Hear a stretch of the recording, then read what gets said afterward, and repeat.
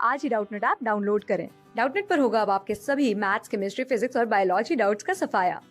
बस अपने क्वेश्चन की फोटो खींचो, उसे क्रॉप करो और तुरंत वीडियो सोल्यूशन पाओ। Download now.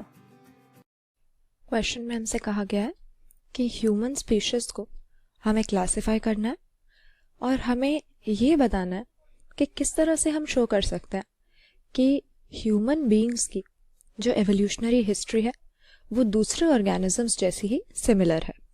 तो सबसे पहले क्लासिफिकेशन की बात करें। अब ये तो हम जानते ही हैं कि बायोलॉजिकल क्लासिफिकेशन या टेक्सोनॉमी बायोलॉजी के अंडर एक ऐसी प्रोसेस होती है जिसकी हेल्प से अपने लिविंग वर्ल्ड के सभी ऑर्गेनिजम्स को कुछ कन्वीनियंट कैटेगरीज में हम प्लेस करते हैं।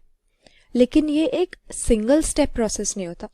हम देखते हैं कि टेक्सोनॉमी में कई सारे रैंक या कई सारे लेवल्स हमें मिलते हैं और इन्हीं से टेक्सोनॉमिक हायरार्की बनती है।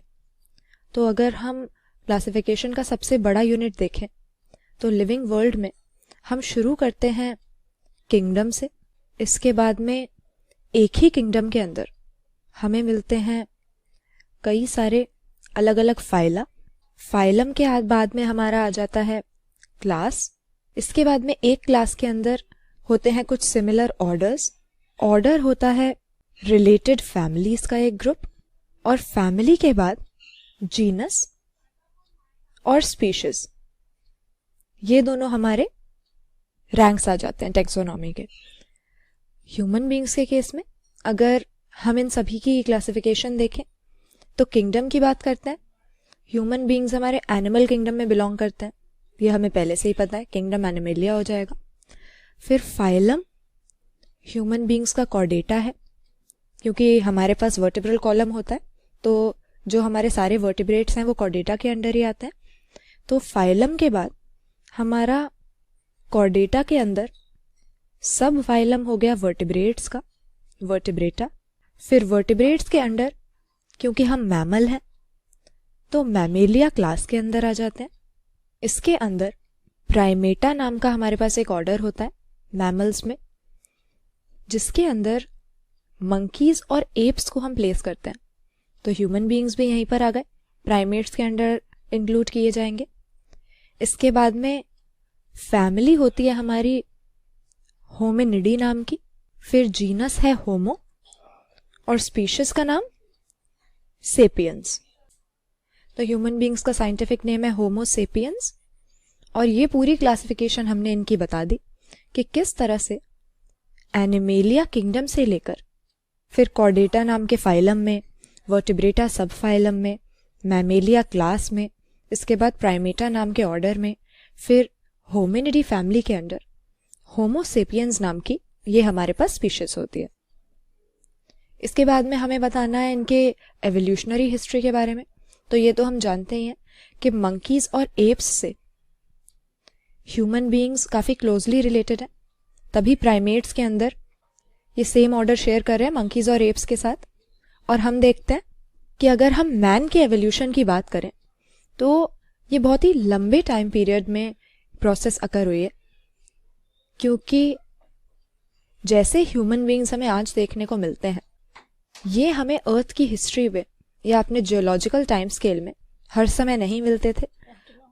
और हम मानते हैं कि मंकीज और एप्स के साथ क्योंकि ये क्लोजली रिलेटेड है तो किसी ना किसी कॉमन एंसेस्टर से मंकीज, एप्स और ह्यूमन बीइंग्स ये सभी डिसेंड हुए हैं। तो अगर हम इनकी एवोल्यूशनरी हिस्ट्री को दूसरे ऑर्गेनिजम्स के साथ कंपेयर करें तो काफ़ी सिमिलर है, क्योंकि एवोल्यूशन क्या होता है, ये एक ऐसी प्रोसेस है नेचर में जिससे समय के साथ सभी लाइफ फॉर्म्स में कुछ ग्रेजुअल चेंजेस आते हैं। और इसी तरह के कुछ चेंजेस ह्यूमन बीइंग्स में आए हैं जिससे हमारी होमोसेपियन स्पीशीज बनी। जियोलॉजिकल टाइम स्केल में मिलियंस ऑफ ईयर्स के टाइम पीरियड में हमने देखा कि किस तरह से ह्यूमन बीइंग्स में वो मॉडिफिकेशंस आए जिसकी वजह से ह्यूमन बीइंग्स आज इतने इंटेलिजेंट हैं, केपेबल हैं और सिविलाइज्ड हैं। किस तरह से अपने मंकीज और एप्स वाले जो रिलेटिव्स थे उनसे इनका जो पोस्चर है वो चेंज हुआ, अपराइट पोस्चर हुआ जिसमें सिर्फ अपने हाइंड लिम्स को हम यूज़ कर रहे हैं, लेग्स को यूज़ कर रहे हैं लोकोमोशन के लिए। इसके अलावा इसी एवोल्यूशन की प्रोसेस से किस तरह से क्रेनियल कैपेसिटी हमारी धीरे धीरे बढ़ी, ब्रेन का साइज इंक्रीज हुआ, हायर ब्रेन फंक्शंस डेवलप हुए। और इस एवोल्यूशनरी प्रोसेस के लिए हमारे पास फॉसिल एविडेंस है, यानी ये जो मंकीज और एप्स से ह्यूमन बीइंग्स का डिसेंट हुआ, उसके बीच में कई सारी जो इंटरमीडिएट स्टेजेस थी, क्योंकि एवोल्यूशन इकट्ठा तो होता नहीं है, बीच में बहुत सारी स्टेजेस आती हैं, उन सबके फॉसिल्स हमें मिलते हैं, जिससे हम रिकॉग्नाइज कर सकते हैं कि कौन सी स्पीशीज से होते हुए होमो सेपियंस फाइनली डेवलप हुए हैं। तो दूसरे ऑर्गेनिज्म से कैसे सिमिलर है ह्यूमन बीइंग्स का एवोल्यूशन? फॉसिल्स को देखकर या पुराने जो रिलेटिव्स हैं ह्यूमन बीइंग्स के, उनके रिमेन्स को ऑब्जर्व करके यह हमें पता लग सकता है। और दूसरी चीज कि अगर आज के भी हम मंकीज और एप्स को देखें, दूसरे प्राइमेट्स को, तो ये हमारे साथ इतनी सिमिलैरिटी शो करते हैं। अपने बॉडी स्ट्रक्चर में भी हम देखेंगे कि जो स्केलेटल एलिमेंट्स हैं या एनाटमी है वो काफ़ी सिमिलर होती है। और चिंपैंजी को तो ह्यूमन बीइंग्स का हम बहुत ही क्लोज रिलेटिव मान सकते हैं, क्योंकि चिंपैंजी का जब हमने जीनोम सीक्वेंस किया तो इसके डीएनए का सीक्वेंस पता लगने पे हमने पाया कि ये 99% डीएनए ह्यूमन बीइंग्स के साथ शेयर करते हैं। यानी चिंपैंजी और ह्यूमन बीइंग्स इतने क्लोजली रिलेटेड हैं कि 99% इनका जीनोम बिल्कुल ही एक जैसा है।